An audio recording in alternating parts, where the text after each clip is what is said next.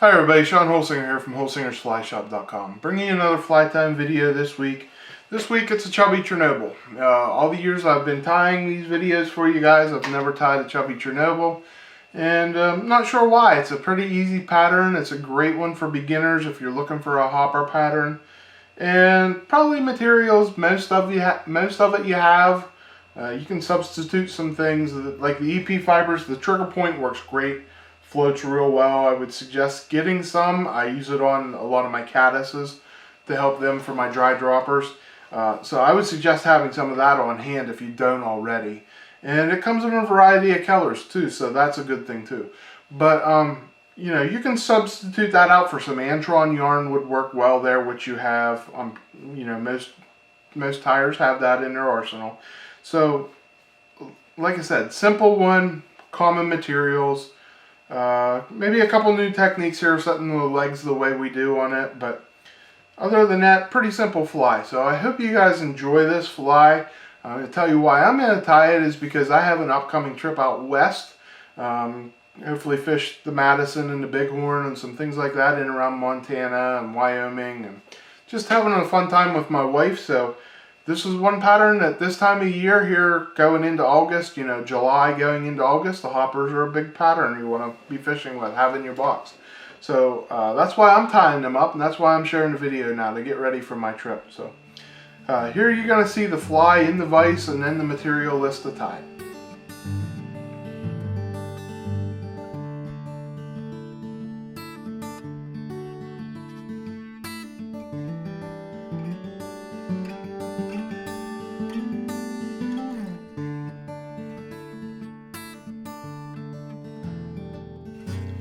Alright guys, here you see the Chubby Chernobyl in the vise, and really cool. It's actually a really simple hopper pattern.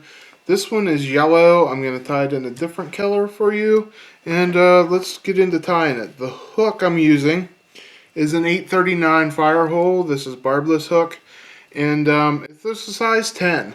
You can tie it in a size 8 to a 12, tie it in a 14 if you want, but you know, have a couple different sizes. I'm tying it in a size 10. It's kind of middle of the road. I like that size. And the first thing I'm going to do is put on a tail. For the tail, I'm using some Pearl Krystal Flash, about 5 or 6 strands of it, and I'm going to tie it down up here by the eye. Make 3 or 4 good wraps on there. And then I'm going to double it over, and I'm going to wrap it back to the bend. So I want about, you know, anywhere from 8 to 12 strands sticking out back over the end of this. And then I'm going to cut it off about hook length. So the next thing we're going to do is we're going to help this float a little bit. To do that, I'm going to tie a piece of foam on. And this is about an 1/8 inch wide piece of foam, whatever color, it doesn't matter because it's getting covered up. And we're going to go a good healthy eye length back here. Get a couple of nice tight wraps. And then we're going to use some looser wraps just to tie it down on the hook until I get it back there to that Krystal Flash. I'm going to pull tight on it and just pop that foam off. Okay, and then I'm just going to secure it in place, like I said, just tight enough that it wraps it down, but doesn't cinch it down. Next thing, we're going to add a little bit of dubbing. This is Olive SLF Squirrel Dub, and change the color that you use here, and if you want a yellow one, make a yellow body, make a yellow body with a brown back, whatever you want. Mess around, try to match the hopper that you're trying to imitate. Just going to make a little butt section on here, and that's going to work underneath the butt of our fly. Now I'm just going to take a piece of 2mm foam, and you can take, they have hopper cutters for this where you just punch it down and it cuts it out. But all I do is just cut out a strip. This is about 3/16 inch wide here. And then I'm just going to take my scissors and round off the end to make the butt section of this fly. It's simple. Cheap. You don't have to spend the money on the cutter. But we do carry them. So that's all you do. And then I'm going to lay that back, and I want that to go about half the distance of the tail. We're going to hold it on top and get my thread straight there. I'm going to make about 3 wraps to wrap that into place, to get it where I want it there. And now we're going to add legs. For legs, I'm using brown rubber legs, round rubber legs I should say. And I cut them in about 3-inch long sections. And what I'm going to do is I'll fold them in half, and I'm going to put the 2 cut ends out over the back. I'm just going to set them right on top and tie it down at about halfway. Pull a little bit more out there. There we go. And then once I get them on top, I'm just going to take each side and spin them around the side, so you can see how I got the non-cut end up here on the front, and then both of them right on the side, right at the bottom of that foam you can see there. Now we're going to add our wing. For my wing, I'm going to use some EP fibers.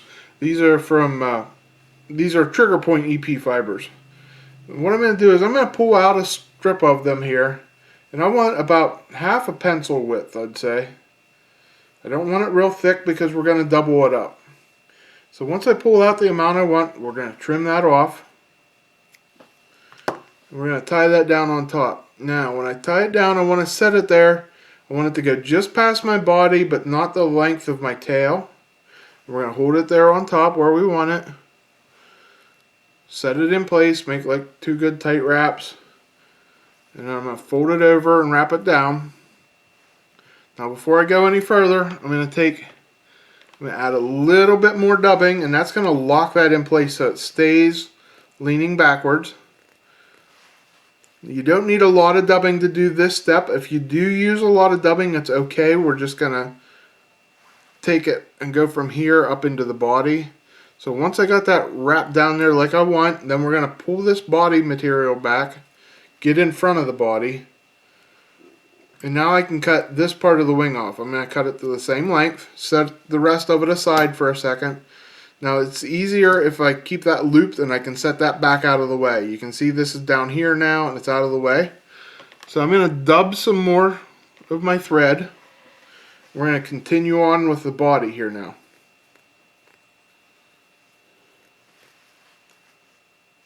Don't go too heavy.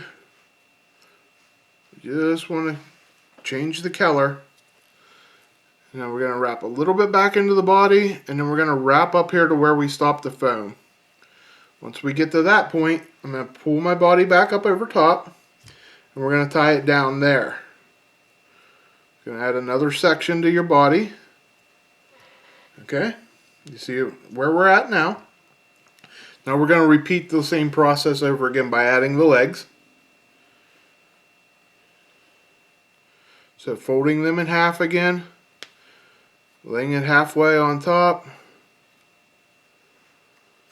Make sure, and then tie them down, and then we're going to slide one at a time over each side. Okay, once we get that tied down where we want it, we can always adjust these a little bit later. Now we're going to go back with our wing material again. I want to lay it on top, again the EP fibers, and I'm going to put it the same length as my back wing because we're going to trim it in a second. So I want it to be sure it's long enough when I trim it. Get about 2 wraps on there, make sure it's tight on top, in the center, and then we'll wrap back over it again. And then to make sure it stays, we're going to add a little bit more dubbing.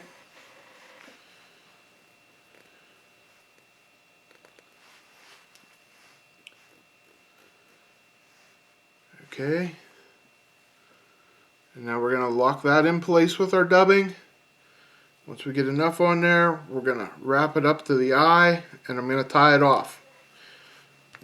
So we're going to get it up behind the eye, and we're going to hit it with a whip finish. Pull everything out of the way and whip finish there.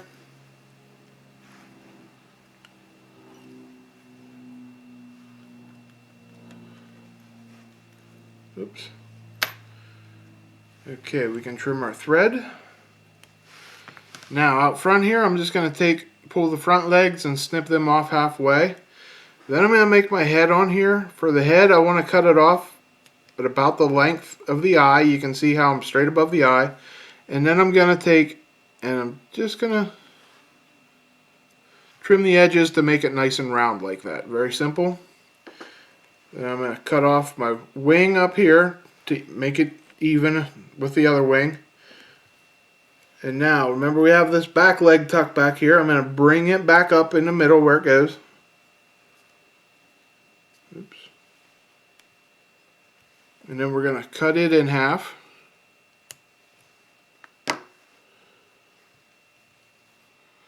Now we're going to pull all our legs where they belong. And they should come close to overlapping each other. In the center too should be close to overlapping each other. And then what I'm going to do is I'm going to trim them all about the length of the hook shank. And what these are going to do, these are going to kind of work like pontoons to help it float level on top of the water. Okay, so you can see how I got them all cut about the same length there. Last thing we're going to do is we're going to come in and trim the mohawk on this guy. And I want it to be at an angle, so I'm just going to kind of pull it all here. And then we're just going to come in and trim it all down at an angle. And you can use a brighter color up there, or it'll help you see it better, but you know, whatever you want, whatever color you have. And there you go, there's the Chubby Chernobyl. Just pull everything into place where you need it, and you got a good looking hopper imitation. Okay guys, I hope you like that pattern. Like I said, it's a little time consuming, but it's easy techniques. It's ones that, you know, even the beginners can master pretty quickly, and you can have a cool looking fly. And you know, great dry dropper pattern. Anywhere you have water, you'll pick up some bass with it. Even if if you're an East Coast guy here and you switched into summertime bass fishing, this isn't a bad pattern to be casting. So give it a try. Hopper patterns work great this time of year, and have fun with it. Mess around with different colors, yellows, browns, greens, blacks, naturals, whatever you like. Change the body to the back, however you want to do it. Have fun. That's what flying tying is all about. So anyways guys, I hope you liked it. Hopefully I'll be able to share some pictures of nice cutthroat or something like that from my upcoming trip out west. But have fun tying, guys. That's what it's all about. If you need any of the materials, you can find the links to them in the description down below. I hope that helps you guys out. You know, we've been adding that to the description list down there, and it seems to be working nice. You know, I hope you guys all like me doing that. And if you need any of the materials, you can also always find them at our website, or in our store in the shop. So thanks for watching, everybody. Until next week when I bring you another video, I'm Sean Holsinger.